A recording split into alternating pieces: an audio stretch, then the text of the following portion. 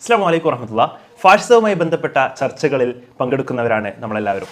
ഫാഷിസത്തെ ചെറുത്തു നിൽക്കുമ്പോൾ അതിനെ കേവലം ഉപരിപ്ലവമായി ചെറുത്തു നിന്നിട്ട് കാര്യമില്ല. അതിൻ്റെ സൈദ്ധാന്തിക അടിത്തറകൾ കൂടെ നമ്മൾ മനസ്സിലാക്കേണ്ടതുണ്ട്. ഒരു ഉദാഹരണം പറയാം. RSSന്റെ രണ്ടാം സർസംഘചാലകായിരുന്ന MS ഗോൾവാക്കർ അദ്ദേഹത്തിൻ്റെ we or our nationhood defined എന്ന പുസ്തകത്തിൽ എഴുതുന്നതായിട്ട് നമുക്ക് കാണാൻ പറ്റും. To keep up the purity of the nation and its culture, Germany shocked the world by her purging the country of the Semitic races, the Jews. അതായത് രാഷ്ട്രത്തിൻ്റെയും സംസ്കാരത്തിൻ്റെയും പരിശുദ്ധി കാത്തു സൂക്ഷിക്കുന്നതിന് വേണ്ടി Germany ജൂതന്മാരെ വംശീയമായി ഉന്മൂലനം ചെയ്തുകൊണ്ട് ലോകത്തെ ഞെട്ടിച്ചു കളഞ്ഞു.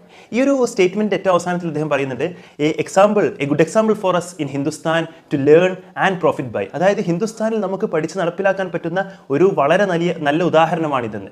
അതുകൊണ്ട് തന്നെ എത്രത്തോളം വിഷലിപ്തമാണ് ഇത്തരം ആശയങ്ങൾ എന്ന് പഠിച്ചാൽ മാത്രമേ, മനസ്സിലാക്കിയാൽ മാത്രമേ ഫാഷിസത്തിനെതിരായിട്ടുള്ള നമ്മുടെ ചെറുത്തുനിൽപ്പ് തുടരാൻ കഴിയൂ. അസ്സലാമു അലൈക്കും വറഹ്മത്തുള്ളാഹി.